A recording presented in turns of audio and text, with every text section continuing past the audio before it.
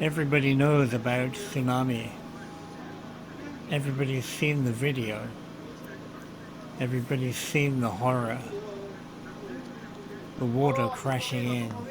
Big waves, buildings destroyed, people killed.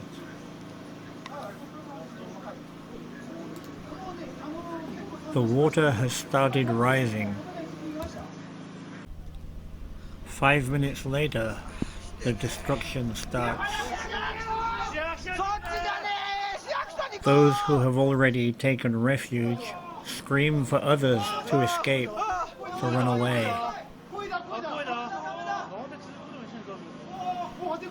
One guy sees his car pop up from over the wall and get washed ashore.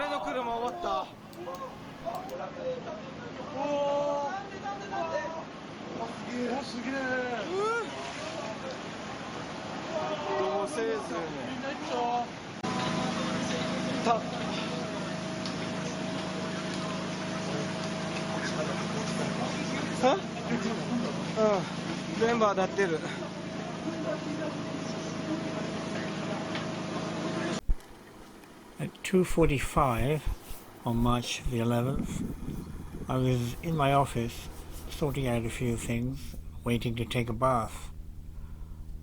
Then the house started to shake.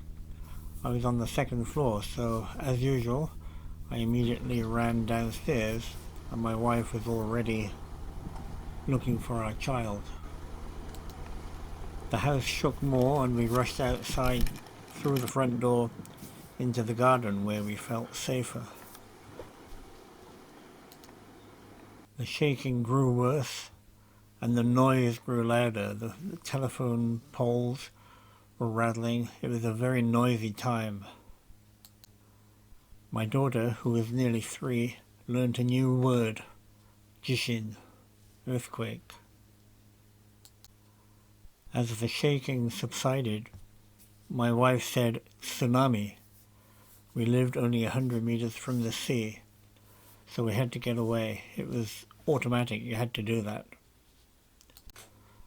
But I just returned from Bangkok the day before, and I couldn't find my car key. We had an anxious minute or two until we found the spare key before we could take off. By this time, the sirens were blaring, and we were being warned to seek higher ground or seek refuge of some kind. We got in the car and headed for my friend's house, who lived on top of a hill overlooking the port.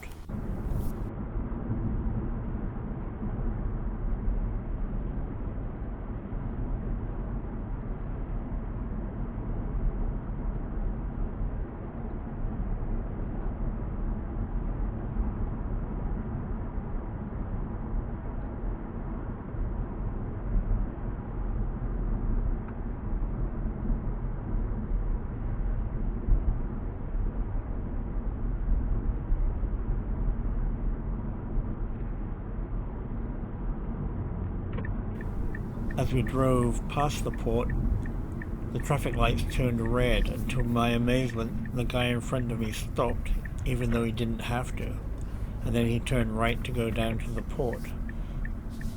A dangerous move, perhaps. We turned left and went up the hill.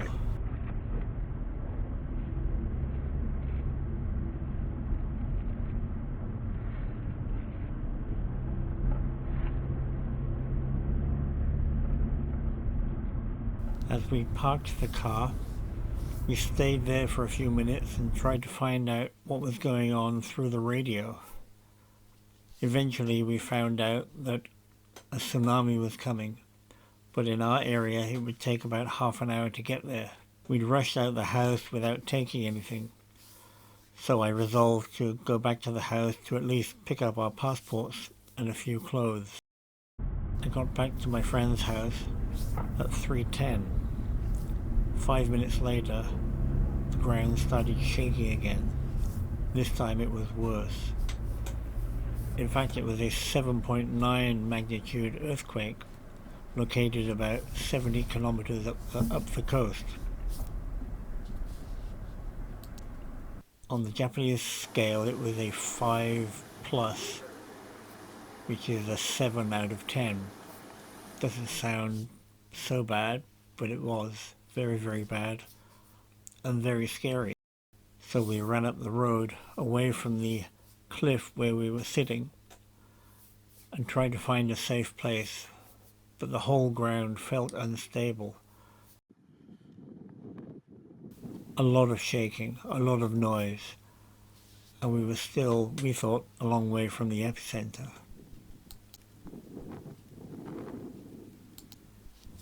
For the people of Chiba, that quake was definitely stronger than the original quake. And we were to get plenty more that day and in the following days. For now, all we could do was sit and see what happened, wait for the tsunami and see how bad it was. Initially they said it was going to be 10 meters high, but that proved to be wrong. In fact, around our area it was about 3 meters high.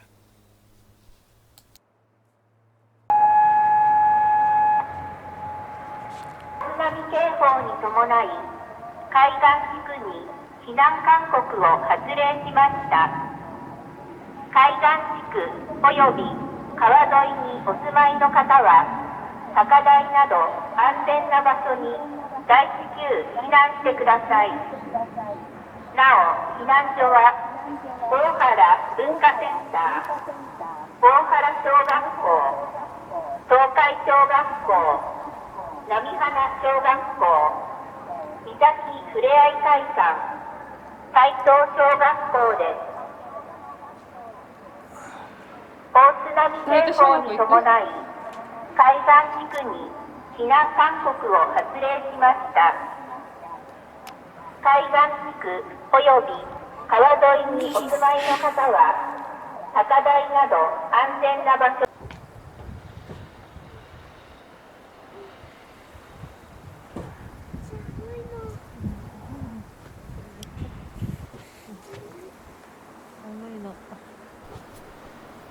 As the afternoon wore on, it became cold. Quite quickly, a helicopter flew overhead to check to see what was happening.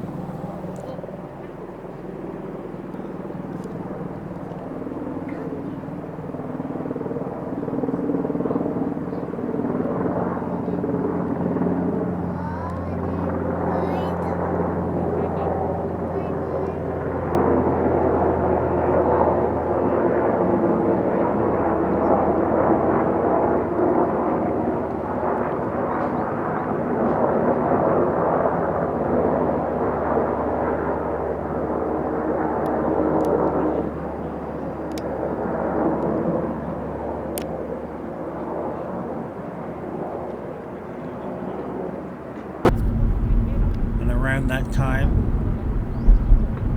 the first water from the tsunami started to come in. It wasn't a wave, it was quite gentle at first. There was a certain amount of power there because the ocean was rising, but it didn't seem strong.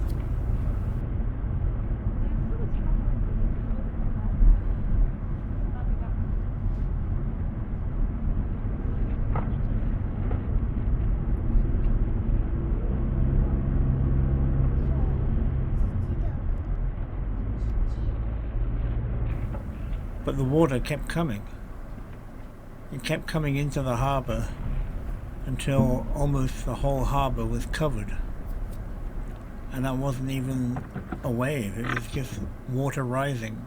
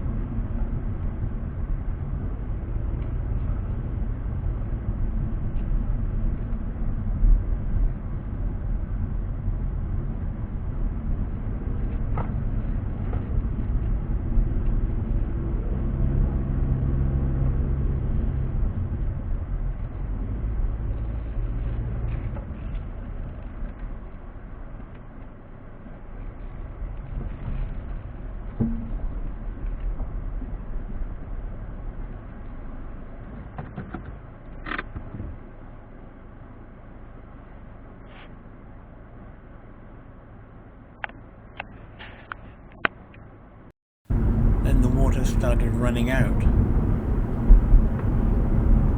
Not too quickly, but it was going. And basically the harbour emptied. So in fact the level of the water dropped by about 10 meters.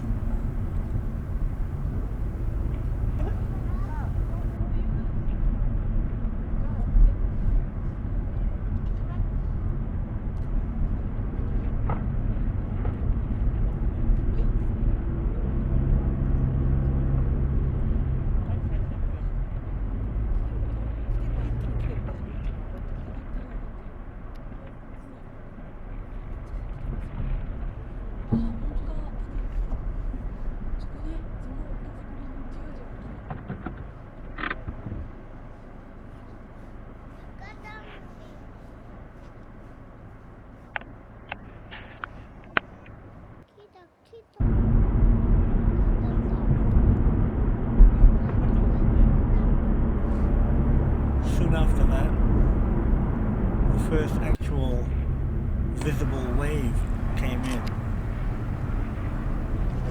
これそうだよ、これそう、このままこれそうだ。そう。こんな真っ平らな来ないもん。こっちがほら。これ壁のが来るもん、壁のが。こんな壁の来ないもん。It didn't seem so big. It seemed like a quite beautiful wave. But behind the wave, there was more water. And the water came in, and it came around the head of the port, and you could see that there was power behind it. The pressure was building, the water was coming quite strongly, quite fast.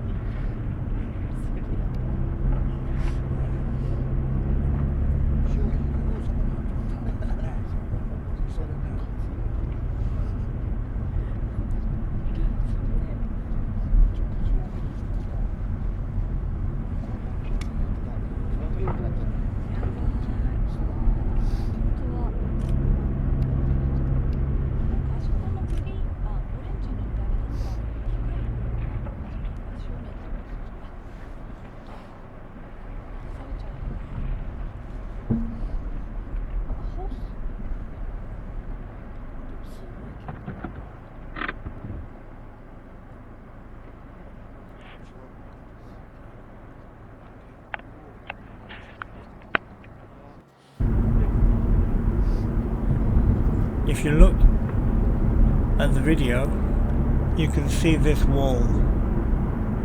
It's a big wall, about 10 meters high and 2 meters wide, made of stone and concrete. Not long after this video was made, and after my battery had died, another wave came in, and it just smashed the wall down in one fell swoop. The pressure was so great, it just keeled over, and the wall was gone. The waves kept coming.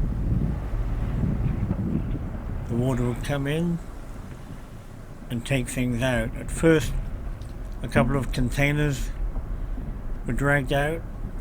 Later on, again after my battery had run out, a couple of boats were overturned and dragged out to sea.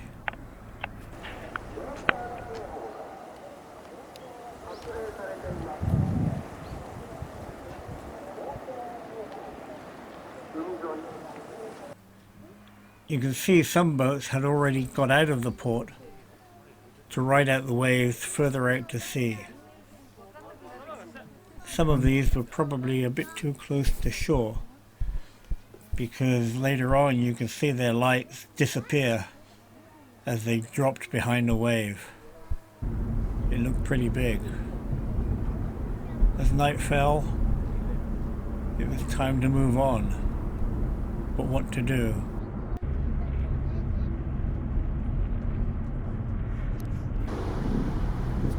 decided to drive home, but before I went home, I went to look at the sea near my house. It was very dark, so things weren't clear. But I could see a lot of rocks, which I'd never seen before. The sea had gone out. I got in my car, drove down the road, turned around, stopped at the same place again. Just 2 minutes had passed, but suddenly the sea was a raging torrent. It was going crazy. It scared me. I went home, got some stuff, and we drove inland to get away from the sea. We went to a place called Kuniyoshi and went into a ramen shop, where for the first time we could see what was happening on the TV. And also, for the first time, we could contact people at home through Skype. After that, a friend of ours said we could go to the golf club in Ichinomiya. We slept on the floor until sunrise. It was a beautiful day, but things had changed.